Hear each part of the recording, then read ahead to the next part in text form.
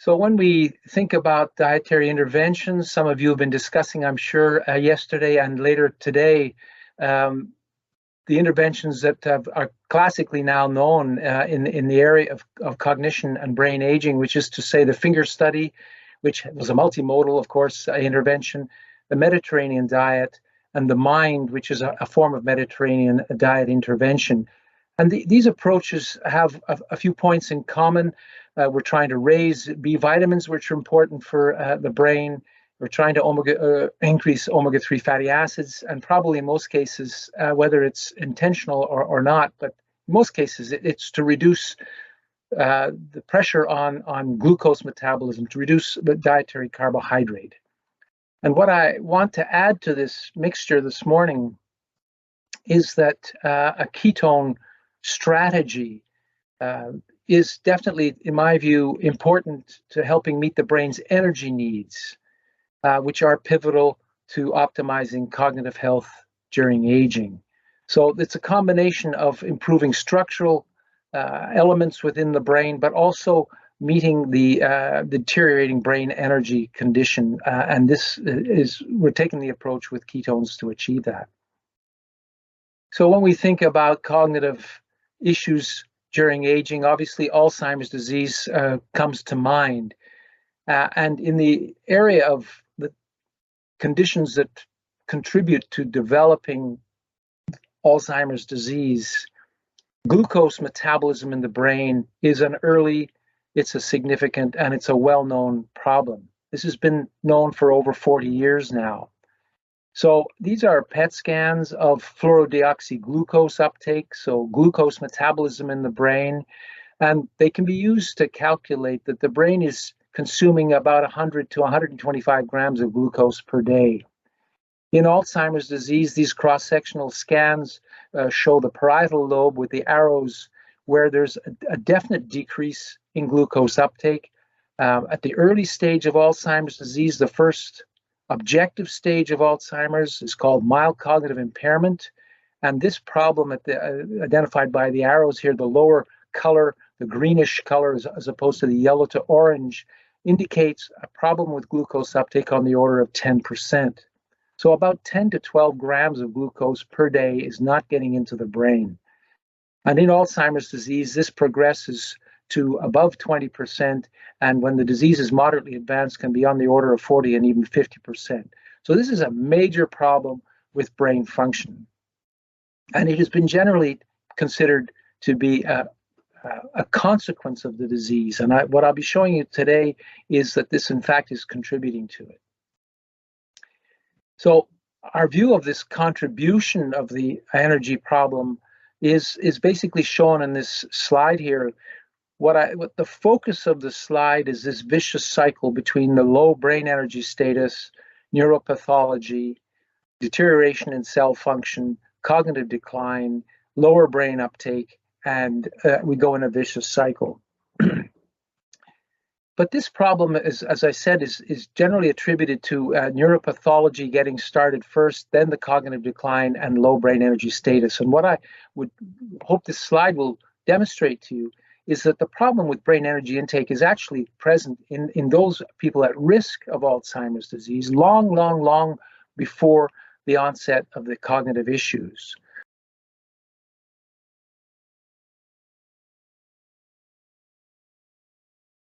So presenilin 1 carriers, for instance, even in their 30s, have lower brain glucose uptake.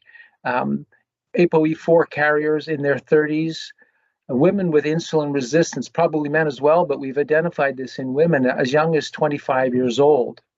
People with a family history of Alzheimer's disease, and indeed in the healthy elderly, all of them have declining brain glucose uptake before the onset of the cognitive decline.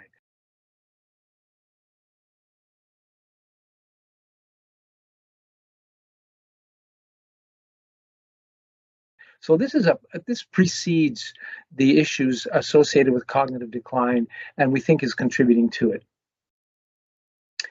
So the question we asked is, what about ketone uptake? Because ketones are the brain's alternative fuel to glucose.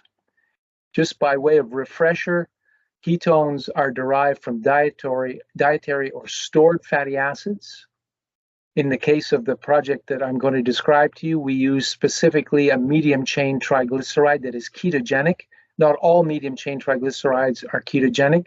The ones we used contain C8 and C10 fatty acids, which produce acetoacetate, which is in equilibrium in the blood with D-beta hydroxybutyrate. One can purchase now on the internet salts of different ketones and esters of ketones that are usually in the beta hydroxybutyrate form and will equilibrate with acetoacetate. And these will in fact produce some acetone as well. The role I want to talk to you about today is ketones as fuels, but they are also lipid substrates, they are signaling molecules, and they have epigenetic effects. The method that we developed to assess ketone metabolism in the brain involves using a ketone PET tracer, acetoacetate labeled with C11, carbon 11. This is a short-lived isotope, so we do this injection first. We do the scan over 30 minutes with blood sampling. There's a washout period so that all the residual radioactivity is removed from the body over this period of time. And then the FDG PET is done afterwards. So this is a 2-hour sequence, which the person is in the same physiological state in the beginning as at the end. So these are directly comparable measurements. And usually within a day or two, often on the same day, we do the anatomical, functional MRI and diffusion MRI. So by way of summary of the data that we have on glucose uptake by the Alzheimer brain versus ketone uptake, CMR is the cerebral metabolic rate, GLU of glucose, ACAC is acetoacetate. This is the value. The values are shown here for the uptake of glucose and ketones before giving a ketogenic MCT drink, a single drink, then after the mixed C8 and C10 or C8 alone. And you can see in this circle that instead of having the yellow to orange color for glucose uptake, the parietal lobe in these individuals is in more like a green color, showing the deficit in glucose uptake. And it doesn't change when you give the KMCT. Whereas when you look at the ketone uptake, the values are lower throughout the brain because ketones are only contributing about 3 to 5% of brain energy requirements. So these values are totally normal that they would be lower. But you can see that the ketones are getting into the brain. So this area, particularly in the parietal lobe, which was defective for glucose uptake, there's no problem getting ketones into the brain with either of these ketogenic MCT substrates. So the cells in this area that were struggling to metabolize glucose have no problem metabolizing ketones. So schematically, the way we visualize this issue is that the brain should be like a hybrid car. It should be functioning on 2 different fuels. But in Alzheimer's disease, the metabolic switch is defective. So it should be functioning about 70 to 95% on glucose, but the problem exists starting at the beginning of Alzheimer's disease. With ketones, it should normally be about 5%. If you do intermittent fasting or on a low carbohydrate intake, then the ketone contribution will be much higher. But there's no decrease in brain ketone uptake. And this has been demonstrated not only in the PET studies that I've just shown you, but also in work that I've just reviewed here and don't have time to discuss with arteriovenous difference and gene expression studies as well. So 3 different methods confirm that ketone uptake by the brain, the capacity to take them up, is normal in Alzheimer's disease. So this ability to switch from glucose to ketones is the challenge that we're trying to overcome. By way of summary, the study that we did was called the BENEFIC study, and what we showed with this randomized controlled trial is that the ketogenic MCT increased blood and brain ketones. This randomized controlled trial used 30 grams per day of ketogenic MCT or a matching placebo. We fed it for 6 months. We had excellent adherence. So 79% of people completed the trial in both arms. Excellent safety profile, cardiometabolic safety that is. And we showed that we could reduce the brain energy deficit, the brain glucose deficit, by about 40%.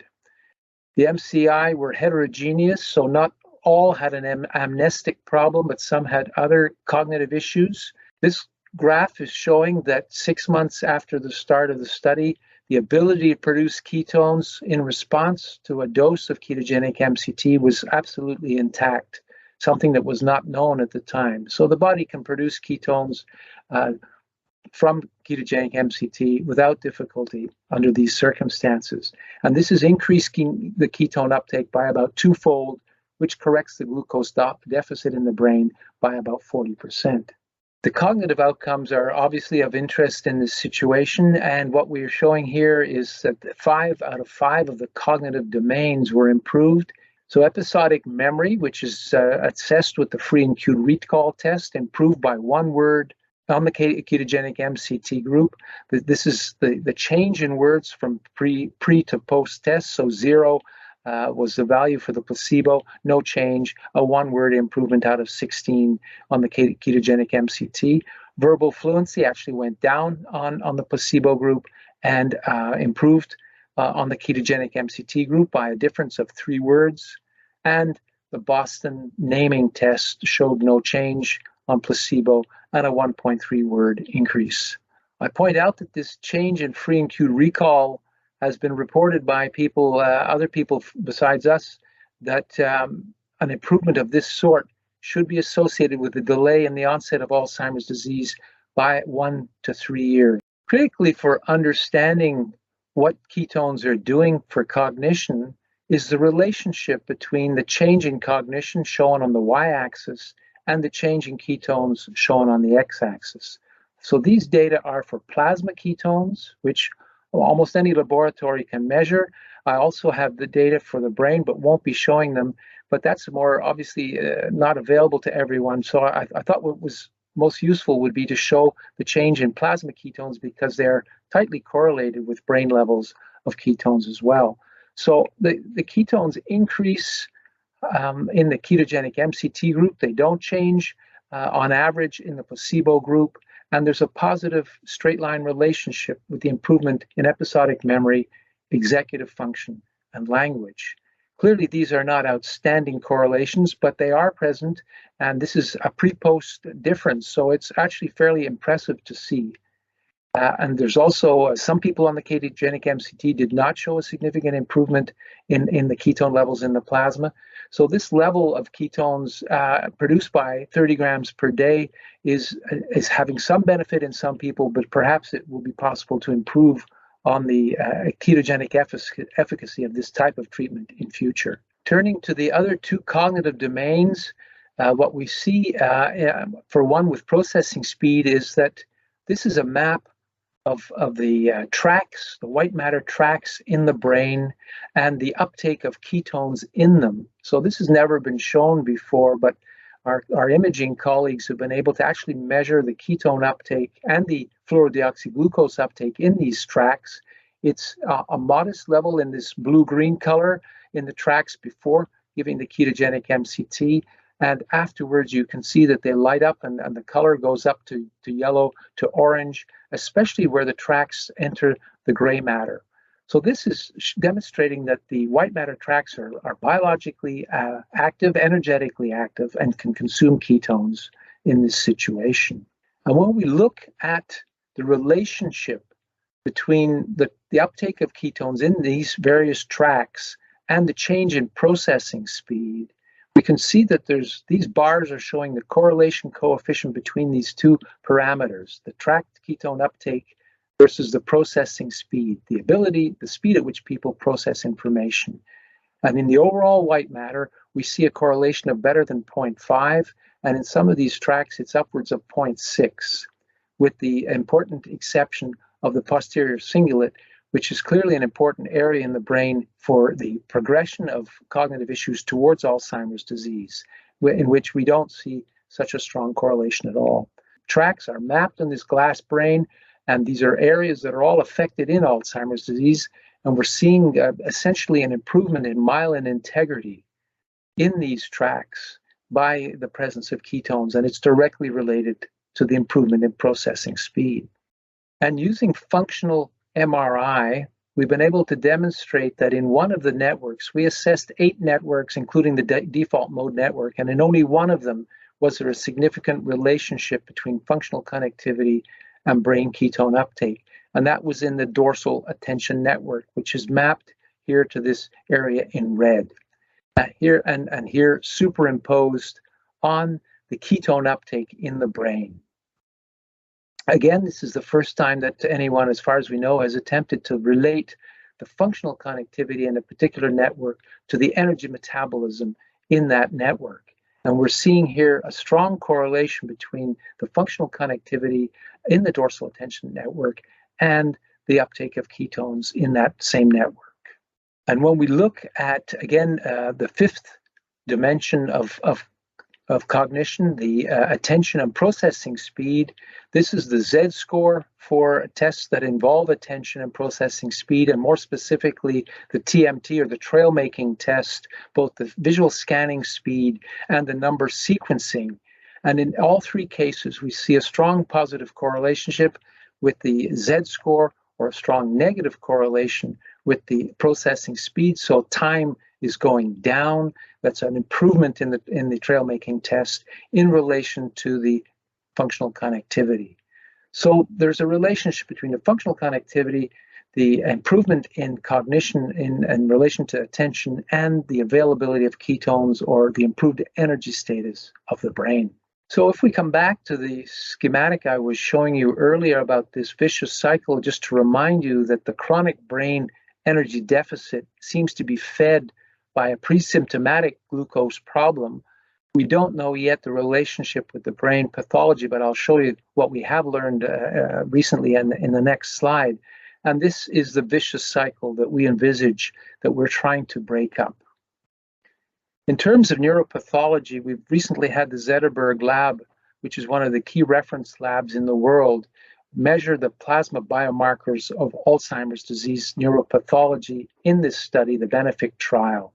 And as you can see quickly, there's no change in the phospho-tau 231, the phospho-tau 181, the beta amyloid 40 or 42, the glial fibrillary acidic protein, or the neurofilament light. These are the main markers that can be measured in blood.